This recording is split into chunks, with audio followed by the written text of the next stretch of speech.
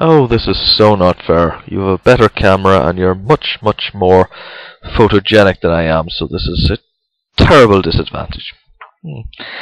Okay, I'm going to start with one point on which we agree, that the actual reaction we are observing in the Muslim world has been portrayed on the television in terms of the reaction to the innocence of Muslims film is not reflective of the Muslim community at large. I mean, if you have 10,000 violent protesters and you recognize that there's 1.6 billion Muslims in the world, that shows you that the actual violent element is less than a 1,000%. So I do agree that it's not reflective of the Muslim community at large.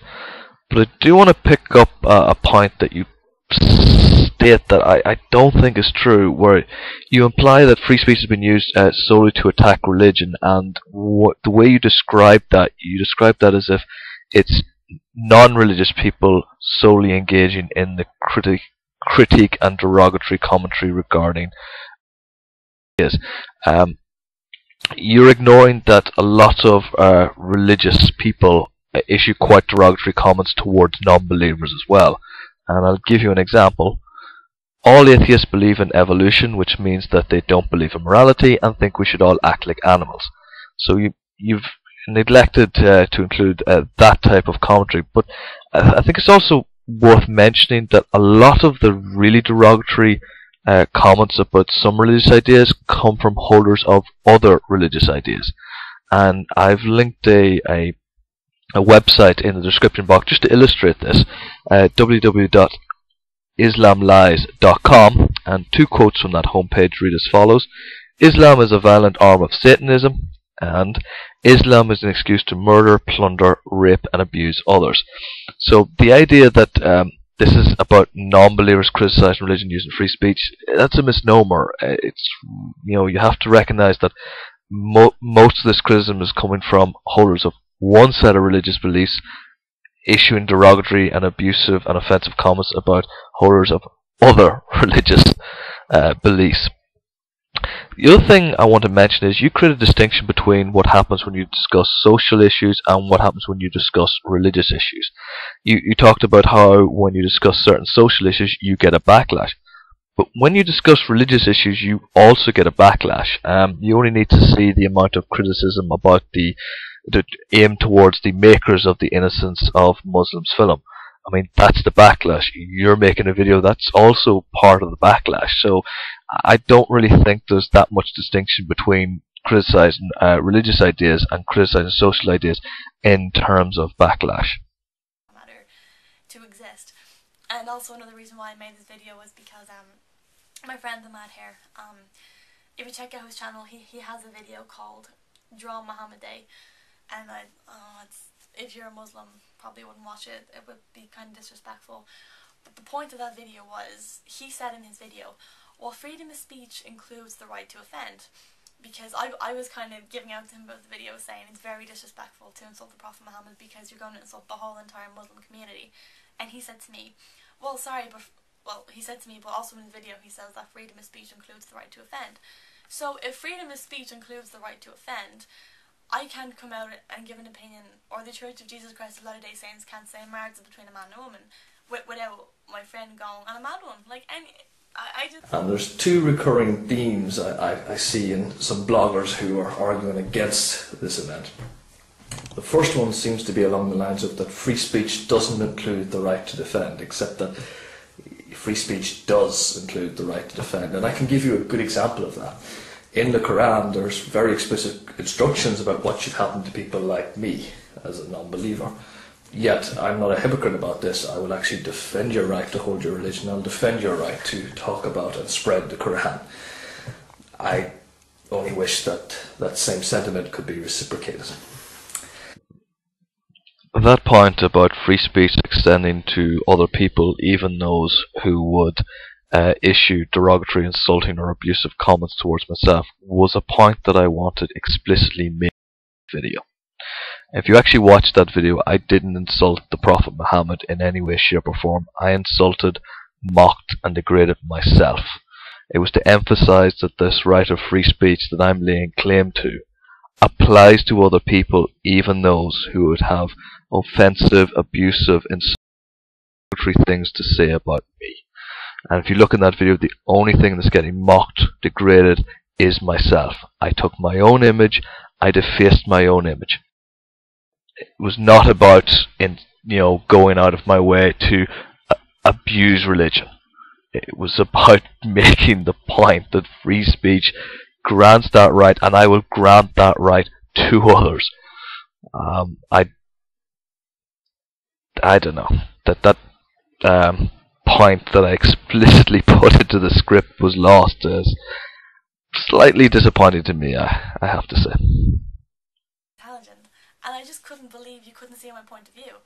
Like, you're saying that freedom of speech includes the right to offend, so you can make a derogatory video about the Prophet Muhammad, but yeah, you were telling me that the Church of Latter-day Saints is homophobic and they have no right to say those things. Well, I actually had to watch this section of the video back 4 or 5 times because it left me confused.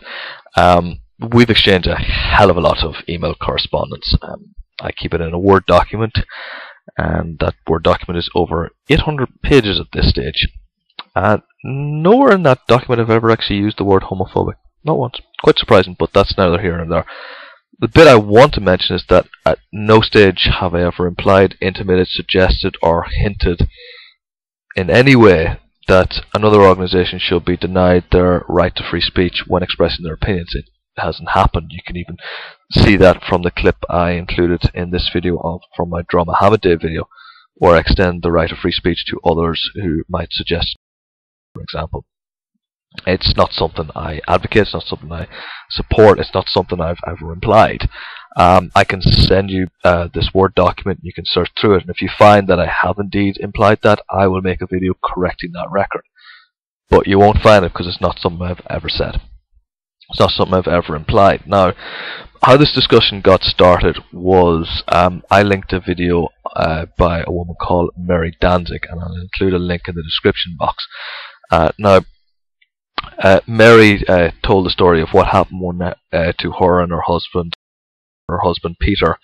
Just came to the realization that everything the Mormon Church had told him about the gay community was just a steaming pile of made-up piss, and he decided to stand up for the gay community, and as a result he was ostracized from the Mormon organization and forced to leave. Mary describes the impact that has had on her and essentially her feelings towards that. Now, that an organization claiming to be the the God's representative on earth getting biological facts wrong, for want of a better phrase, I think is worthy of discussion, since it highlights the fallibility of the organization. It also, when you consider that they've expended quite a great deal of resources in the Proposition 8 campaign, which has essentially had the effect of denying a section of the community some of their civil rights, I think it highlights that this organization may not be the force for good in the world that it claims. I think that's a worthwhile topic of discussion. But one of the reason I linked the video to you, Gabby, was because about a year and a half ago, previous to that, I had linked that very same video to you in IRC, and in that day you were highly supportive of this woman, Mary. You made several comments talking about her in glowing terms. Yet, when this video was linked to you the second time around, you had a completely different reaction. It's actually quite a surprising reaction to me. You said some quite less than complimentary things about her. Now, what bemused me most about how that discussion progressed was that it ended up becoming you accusing me of trying to stifle free speech for the Mormon community, which made no sense to me then. It makes even less sense to me now when you've mentioned it in this video. It doesn't make sense to me. Please show me where I've implied that I will take away the free speech rights, or imply in any way that they should not have those free speech rights. I don't really see how issuing a factual, detailed, specific criticism about an aspect of that organization and what that organization has done, how that constitutes a depriving of the free speech rights of that organization. That makes no sense to me. I don't understand that. It makes no sense to me whatsoever. So try keep an open mind and try be respectful of the religious beliefs of other people. I think that's very important. Respecting the right of other people to hold the beliefs they're choosing, yeah, I'm all for that. Or respecting the religious beliefs of others, no. I have to call bollocks on that, and I'll actually explain why. The closest thing in my life to a religious belief is free speech, and you just shit all over that. Fair enough, so you shat all over my one religious belief, but okay, I know I'm being facetious, but there are religious beliefs in the world that have been espoused that it would be absolutely incredible for you to ask me to respect them. And I'll give you an example. I'll include the link to this below. It's to a forum called Landover Baptist. These are sentiments in the opening post of that thread. You gotta love free speech. All atheists believe in evolution, which means they don't believe in morality and think we should act like animals. Communism, which is inherently evil, is founded by atheism, and all atheists are probably secret communists. A lot of mass murderers were atheists, and all atheists, having no morality to guide them, are only a bad day away from going on a genocide spree. No atheists contribute to charitable causes, and all Christians do. This is because of atheist beliefs in Darwinism. Many famous atheists tell lies, therefore atheists are deceptive. Do you think it's fair to ask me to respect those as religious beliefs? Really?